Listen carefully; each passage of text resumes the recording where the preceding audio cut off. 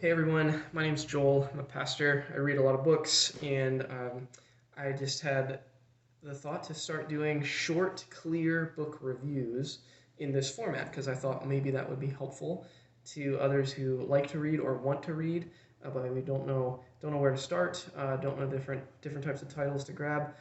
So just thought I would try this and see if it's helpful. So what I want to do again, I want to provide short, clear reviews of titles that I've been reading. And so what I'm going to do is go over really briefly the main idea of a book that I finished. And then if it's nonfiction, I'll talk about how well researched I thought it was, how readable I thought it was, and how convincing ultimately I thought the case that the writer was making was.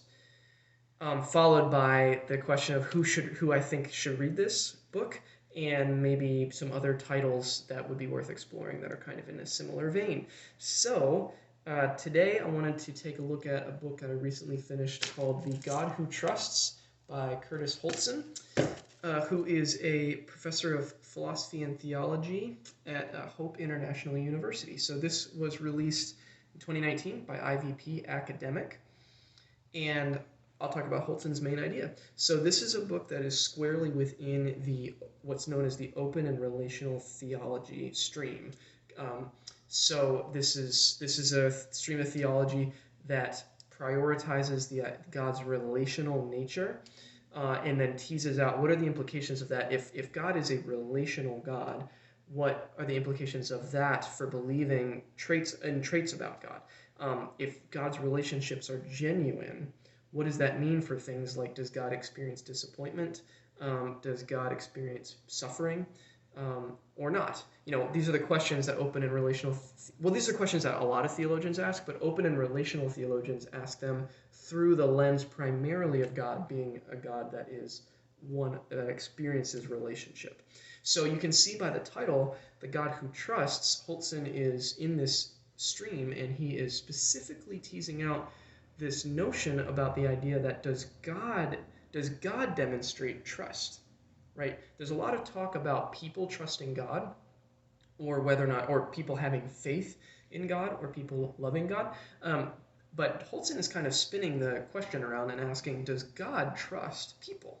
Does God demonstrate faith even in people? It's kind of a provocative question, but it's one that Holtzen is diving into from a philosophical, theological lens. And so his argument is that, his main idea is that, yes, God is a God who trusts. And he argues that we can see that through Scripture and through experience, that God is one who actually experiences, for the sake of genuine relationship, God is a God who does genuinely trust.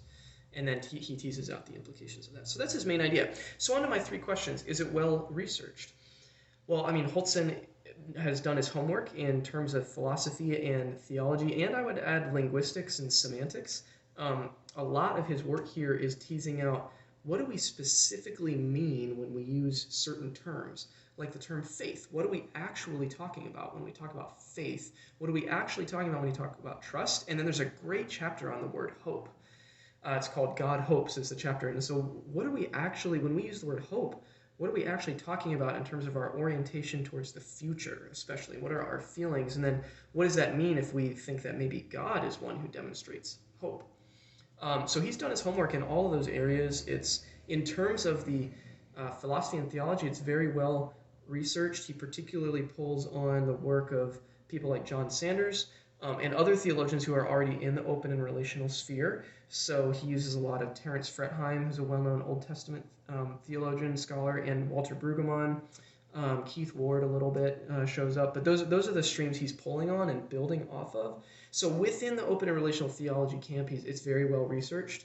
And I would also say that he does bring in research outside of theology because of the semantics and linguistics he gets into. So I was pleasantly surprised by reading some footnotes from non-theologians' work, teasing out some of the philosophy around the terms that he's getting at. One kind of wrinkle on the question of its research is that, and this is kind of I will admit this is maybe a limitation or weakness of the open and relational theology stream in general, is it's not necessarily, well, it's basically a lot of white men, honestly, writing in that stream right now. I know there's women, and Marjorie Suhaki, and there's some women who are doing really good work in that, but it's kind of dominated by not a very diverse group of scholars, globally, historically, that kind of thing. So that's potentially, it's not necessarily weakness, but it's something that I noticed and something to note. Maybe in general, it's definitely not limited to Holtzen. That's kind of marks the stream as a whole, at least as I can tell. So is it readable? This is a little bit of a yes and no. It's overall, I would say yes, it's readable. It's not very long. Where it gets a little bit, it grinds down a little bit is when he gets into the logic and the more semantical side of his argument. So occasionally he'll get really deep in the weeds on, okay, if even using language like if X believes Y but doesn't believe Z, that kind of logical working out of really getting into precision on what these terms actually mean. And as he drills really deeply into those pieces, sometimes it can grind down, and especially if you're not used to reading logic and philosophy of that type, you find yourself having to reread the paragraph and think, okay, wait, what? How did I break this down? What does this mean? That being said, that doesn't mark the book as a whole. That is present. Overall, it's very moving. In particular, the last chapter has a power. I've been thinking about it a lot since I put it down.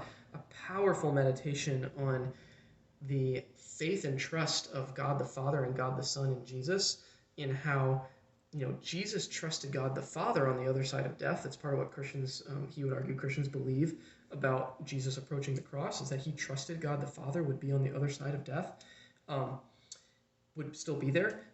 But he also teases out that God the Father was trusting that Jesus the Son would demonstrate faith and trust in the Father going through all of that. And so from the Father's perspective, knowing the Son was entering this darkness, him trusting that the Son would maintain his belief in him as a loving Father, it's really powerful. And it's not something that I've heard really any other theologian dive into, at least that I've been exposed to. And so that type of writing is very, very moving, and found it very rich, very rich. So it's a yes, mostly. Is it readable? Is it convincing? Well, it's not going to convince anyone who's not interested or open, so to speak, to open and relational thinking in theology. I just simply don't think, if you are maybe a very convinced Calvinist or theological or metaphysical determinist, this is not going to move the needle for you on that. His primary goal is not to try to convince someone who's maybe in that camp already. So I honestly wouldn't recommend it to someone who maybe is there. If, however, you're someone who's interested, maybe you're not even convinced, but if you're very interested in open and relational theology, or if you're someone who is convinced of its worth, then this is an easy recommendation for you. I think that you'll find it super helpful. It advances some of the ideas in open and relational theology in new ways. So it's an easy recommendation for you if that's you. But not if you're someone who's very skeptical or very unconvinced of it. Then you probably wouldn't find this that helpful of a book. You'd probably find it frustrating, to be honest. And that kind of gets into my next question, which is who should read this? Well, I think if you like open and relational thinking in terms of theology and philosophy and thinking about God in that way, this is a no-brainer book. I mean, pick this up. He's saying things I haven't heard other open and relational theologians say yet. And I also found it, as you could tell from a minute ago, I found it personally moving and rich. So I think that's who should read this. And honestly, if you're not even a Christian, but you're interested in maybe just the idea of God, or you're interested in how maybe different Christians have even thinking about that idea from kind of just a diversity of thought perspective, this is definitely a recommendation, because he writes in a very compelling way if you're open to those sort of philosophical ideas. And then finally, some other books, kind of building off of that who should read it question, some other books that I wanted to show and maybe recommend would be, if you're someone who you're skeptical, but you're maybe intrigued or interested in open and relational thinking, this is a great God of the Possible by Greg Boyd. It's just a great, short, very, very readable case that he presents it as a valid option. He just simply says you can take the Bible and Scripture and history seriously and consider an open view of God and God of the Possible. If you want to go a little bit deeper, this is maybe lesser known, but William Placher's work, Narratives of a Vulnerable God. In the title there, Vulnerable God hints at his take on God's relationality and God being open to even experiences of suffering. And there's one essay in this in particular about God's relationship to time that is really mind-bending and very good. It's a little deeper, a little more to chew on even than Holtzen, but it's very, very good. And also, it's more of a series of essays, so it's a little more wide-ranging. It covers lots of different topics. So that's Placher. And then, of course, God Who Risks by John Sanders. I mean, I don't know if you can read this, but John Sanders wrote the foreword to Holtzen's book, so it's kind of a no-brainer recommendation if it's not something that if you're interested in exploring this camp of theology more. This is a wonderful book. It's quite long. It's not hard to read. It's not written in a very dense way, but it's very long. So it's a bit of a commitment, but highly recommend it. It's a very powerful book, very well argued, and kind of provides a foundation baseline, which is a great companion to Holtzen's work, which he then builds off of and takes in kind of a new direction. So those are some others I'd recommend. I hope you found this helpful. If you have any thoughts, questions, pushback, interest in this book or others, then please feel free to leave a comment or or send me a message or whatever. But I'll probably do some more of these with books of varying genres, especially if they're helpful. So thanks for watching.